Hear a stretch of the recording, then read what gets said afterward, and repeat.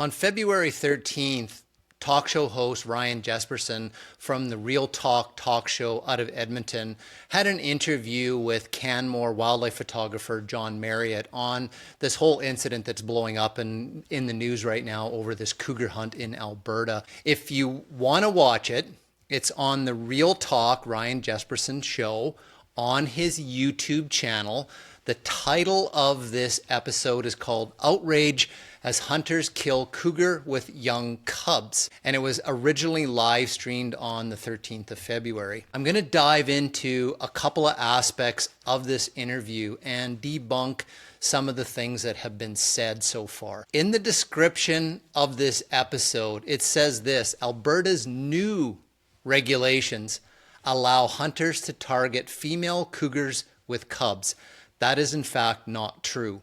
The regulation in Alberta making it illegal to hunt or kill cougar kittens with spots or a female who is accompanied by cougar kittens with spots has been in place in the hunting regulations in Alberta for quite some time, as they are in British Columbia. This is not a new change. I also want to talk to something that I pointed out a couple of days ago, and the use of the Meateater film footage. If you remember, Steven Rinella went on a hunt in Idaho where he harvested, I think it was his first mountain lion. And they used that film footage at the start of this talk show. And I believe it's an attempt to manipulate the emotions of the viewers by actually showing a quote-unquote live cougar hunt and a cougar being shot out of the tree that Steven Rinella shot. But to me, the context of splicing that film footage from the Meateater TV show into this episode and this topic in Alberta was meant to subtly portray that this was the actual film footage of this cougar in Alberta being killed and falling out of the tree. And to me, that is a subtle manipulation of the viewers at the outset to get your emotions fired up because you actually see an animal, a cougar, being killed by a hunter in a lawful hunt. The other part I want to talk to, which I feel is the emotional manipulation at the outset, is they showed a static photograph of a cougar kitten that's a few weeks old. If there is abandoned or orphaned cubs from this hunt in Alberta, they're not a couple of weeks old. So what we're talking about here in Alberta of potentially orphaned kittens is not a kitten that's a couple weeks old. I feel that was a direct attempt to manipulate the emotions of the viewers at the outset to get the stage set how you feel emotionally to listen to photographer John Marriott's story. Now, the part I really want to dig into here is at the 16-minute, 13-second mark of this interview, John Marriott says, quote unquote, "In fact, the science shows that trophy hunting of cougars, taking out of these mature males and females, actually leads to quite a bit more conflict."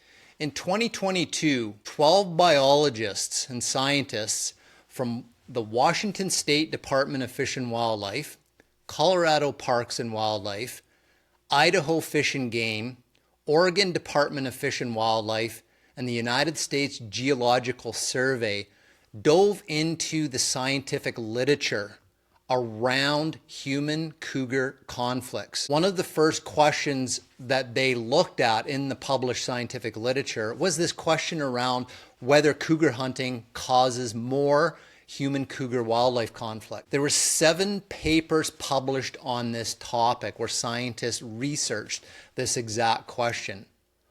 What this group of 12 biologists discovered amongst all these papers is that the Peebles paper that was published in 2013, the Teichmann paper out of British Columbia actually published in 2016, the Laundry and Pulpicus paper that was published in 2020, and the Dellinger paper that was published in 2021 all came to the basic inference that cougar hunting causes more human-cougar conflict.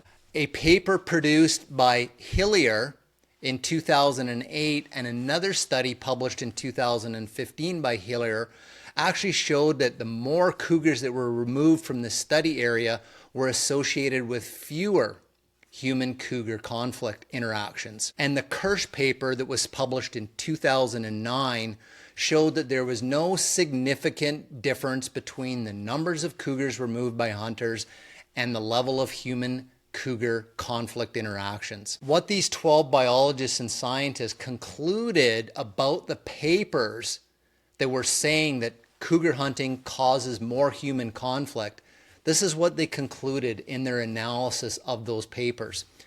Most results were, however, uninformative because papers were based on the convenient but questionable data, design flaws, or misapplied methods. The papers offered few compelling insights into the effects of recreational harvest and agency removals on interactions between cougars and people.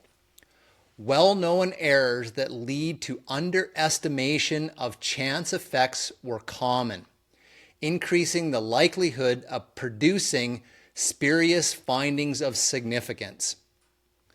Not to talk down to anybody, but the definition of a spurious finding means a line of reasoning apparently not valid or not being what it purports to be, i.e., fake or false. It's really important when we have these conversations that when we say something is a fact, it is, in fact, true.